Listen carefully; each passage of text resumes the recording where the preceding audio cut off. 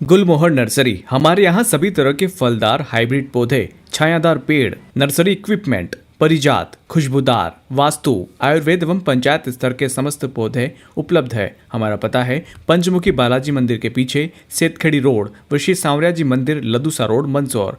अधिक जानकारी के लिए कॉल करें। वर्तमान दौर में स्किन से संबंधित समस्या काफी होने लगी है, जिसमें फंगल इन्फेक्शन काफी ज्यादा हो रहे हैं। ठंड के दिनों की बात करें तो ठंड में सुबह शाम ठंड होती है और दोपहर में धूप। अक्सर स्किन से संबंधित समस्या यहां से उत्पन्न होती है।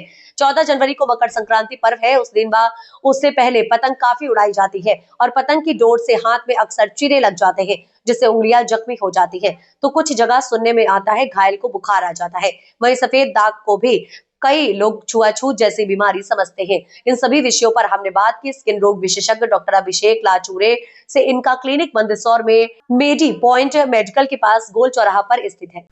सर, ठंड का मौसम शुरू हो चुका है और ठंड भी काफ़ी गिरने लगी है। इन दिनों में लोगों को स्किन से संबंधित काफ़ी सारी समस्या उत्पन्न होती है, तो उनसे बचने के लिए क्या क्या सावधानियां रखनी रहती है? जैसे ठंड में ड्राइनेस बहुत ज़्यादा बढ़ता है, तो आपको मॉइस्चराइज रखना है पूरे बॉडी को, फेस को। दिन में 2 से 3 बार मॉइस्चराइज़र लगाइए अच्छे से। फेस के लिए खासकर सनस्क्रीन भी यूज़ कर सकते हैं, तो मॉइस्चराइज़र सबसे पहले लगाइए, फिर सनस्क्रीन यूज़ कर सकते हैं और फिर उसके ऊपर मेकअप आप लगा सकते हैं। जनरल फेशियल केयर में आता है। तो बॉडी को मॉइस्चराइज रखना है और हो सके तो खोबरे का तेल या कोकोनट ऑयल बोलते हैं, वो मिला के मॉइस्चराइज़र में लगा सकते हैं दिन में 2 से 3 बार पूरे बॉडी पे। अभी संक्रांति का पर्व भी आने वाला है, वहाँ पर दिन भर पतंगबाजी भी होती है, तो ऐसी परिस्थितियों में कई युवाओं के, बच्चों के हाथ कट जाते हैं डोर से, तो उससे बचने के लिए क्या क्या सावधानी रखनी चाहिए और वो डोर से जब हाथ कट जाते हैं तो कितना घातक हो सकता है?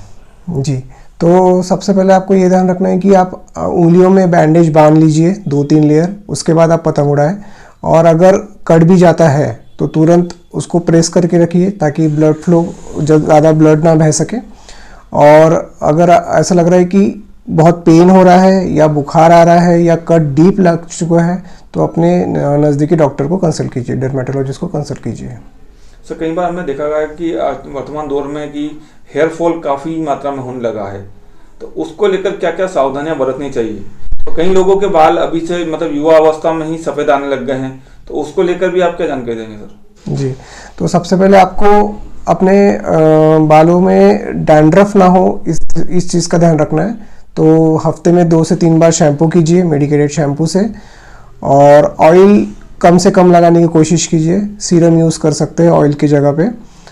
और जैसे कि सफ़ेद बाल का टॉपिक उठा है, तो मैं बताना चाहूँगा कि जेनेटिक भी हो सकता है या विटामिन डेफिशिएंसी से भी हो सकता है। तो अपने नज़दीकी डर्मेटोलॉजिस्ट को कंसल्ट कीजिए, उसका कॉज रूल आउट करेंगे, उसके बाद उसका ट्रीटमेंट आगे कर सकते हैं।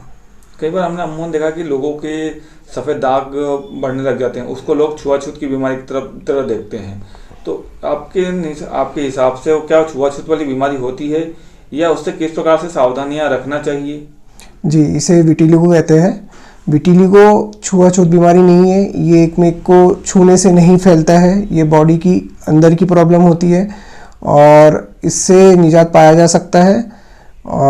इस बात का ध्यान रखें कि विटिलिगो अगर बढ़ रहा है तो उसको मेडिकेशन से स्टेबल किया जाता है, और अगर स्टेबल विटिलिगो है तो उसको सर्जरी करके उसका उपचार किया जा सकता है। फंगल इन्फेक्शन को लेकर भी कई सारी चर्चाएं चलती रहती है, लोगों को आजकल के समय में अधिकांश होने लगी है, तो लोगों को उससे बचने के लिए क्या क्या सावधानियां रखना चाहिए? जी, देखिए, सबसे पहले फंगल इन्फेक्शन स्वेटी और फोल्डी एरियाज़ में होता है, जहाँ पे स्वेटिंग और फोल्डिंग एरियाज़ है। तो ज़्यादा फोल्डिंग एरियाज़ में अगर स्वेट आता है उसको कपड़े से पोंछ लीजिए, उसको ड्राई रखिए। ड्राई रखने के लिए आप पाउडर का इस्तेमाल कर सकते हैं, एंटी फंगल पाउडर आते हैं, उसका इस्तेमाल कर सकते हैं। ज़्यादा टाइट कपड़े ना पहने, ढीले कपड़े पहने, ढीले अंडरवियर, इनरवियर या फिर ढीले पैंट शर्ट पहने। बहुत जीन्स पैंट का उपयोग ना करें।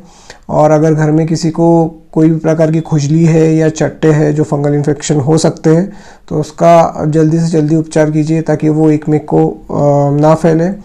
और अपने कपड़े, अपना साबुन, अपना नैपकिन, रुमाल सब अलग रखें। शेयरिंग ना करें किसी और फैमिली मेम्बर के साथ। जो फंगल इन्फेक्शन हुआ या स्किन रिएक्शन से संबंधित जो समस्या हो रही है, वो क्या खान पान से भी पनपती है या उसके क्या कारण हो सकते हैं? खान पान से डायरेक्ट तो रिलेशन नहीं है, लेकिन अगर किसी को कोई चीज़ की एलर्जी जिससे खुजली बढ़ती है, या फिर नॉनवेज है जिससे खुजली बढ़ती है, तो ऐसे चीज़ों का थोड़ा अवॉइड कीजिए, ऐसी चीज़ें ना खाएं। बाकी आप सब चीज़ें खा सकते हैं, सब कुछ नहीं है।